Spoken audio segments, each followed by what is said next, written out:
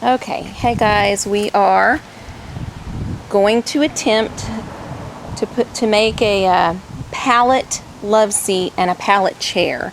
Now we have not actually seen pictures of exactly what we want to do, but what we'd like to do is make a love seat. We've got pallets here. We've got this one and this one that we're going to put together. We're going to stack them up like this one over here. And then this one, we're actually going to cut in half, make it half the width that it is, so that it fits a cushion about this size. And we're going to make them, we're going to put hinges on them to make them lay back and turn into a little sofa bed. Now, we're building this for a little tiny cabin that we have, and we don't have very much room. The wall is only about 150 inches total.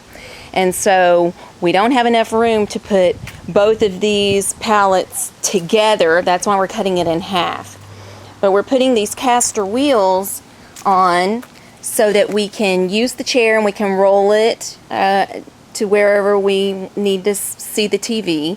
But then we can also butt it right up against this other one that we're making. And when they lay back, they end up being about the size of a full-size bed, so it can sleep 2 people. So we went and got what we think is going to be the correct hardware. And we got actually 6 door hinges. I think we're going to use 4 on this big one, that's the love seat size, and 2 over on the half size. And we're going to put them just like this, so it lays out flat.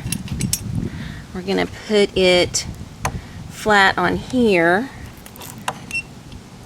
so it'll be flat on this side, like that, and then it will go on the front side of this one,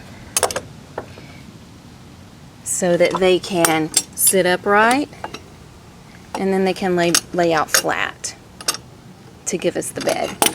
And then we got 4 caster wheels for each one, and so these are just caster wheels that turn all the way around 360 degrees, and they can lock into place so that when we get ready to sleep, it won't be rolling all around. And we'll add more as we put this together and see how it works out. What we've decided is that we need this bottom part that's the seat right here is going to be a little bit too wide, so we're going to cut it off. We're going to cut it about right here, cut maybe 6 to 8 inches off of it, so that it's not so wide of a seat. So that's what Jim is getting ready to do now.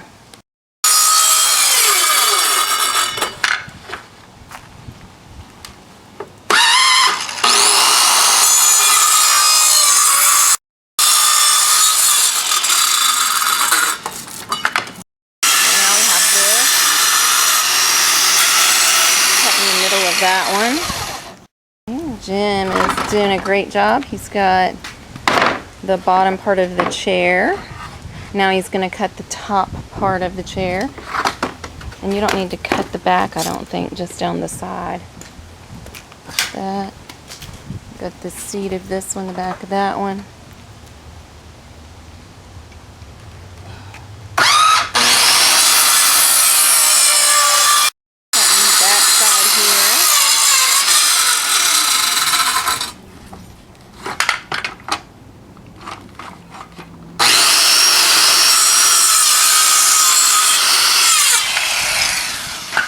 Okay, so we have cut this piece off. This is the seat part of the chair, and yeah, we removed the block from here, so I need to cut these nails off, which I'll do.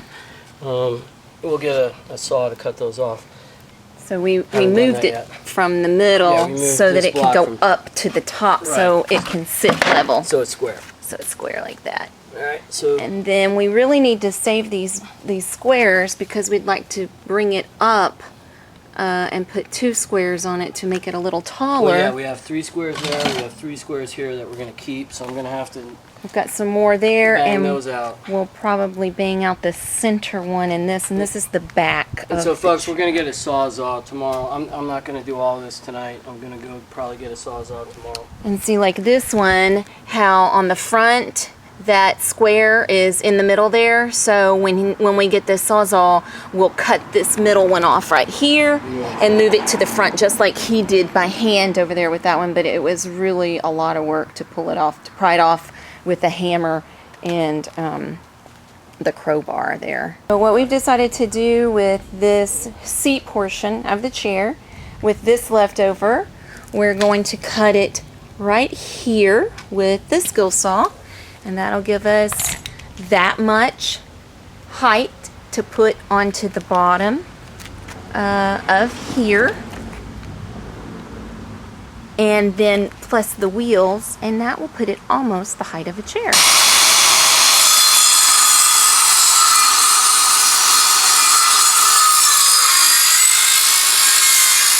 So we decided the back of the chair was a little bit high, so we cut it off, and it's actually the same size. It's going to be the same size as the seat.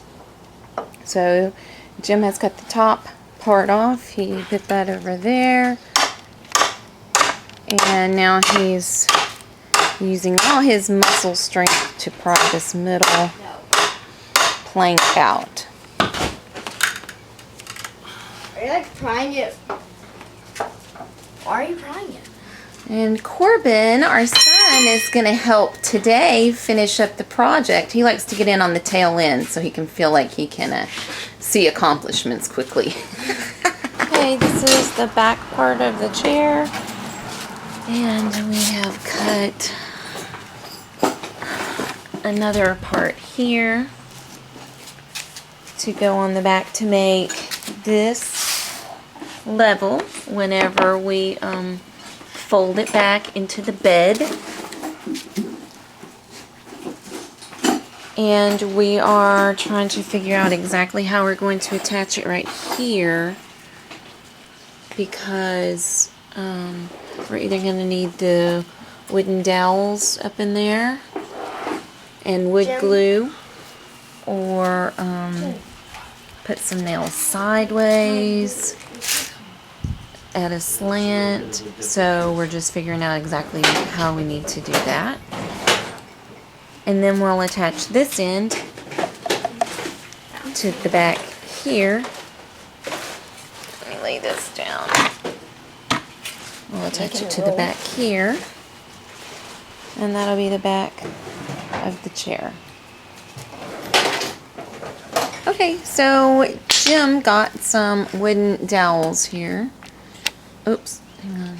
I drilled a couple holes. I put some wooden dowels in there. Hammered it in about halfway.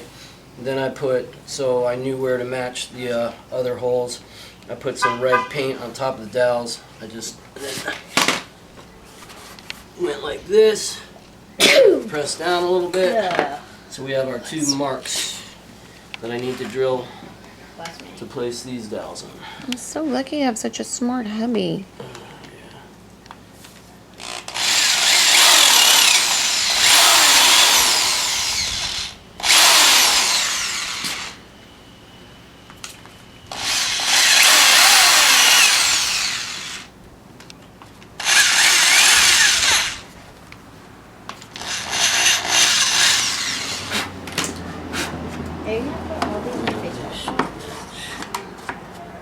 And look at that. Woohoo!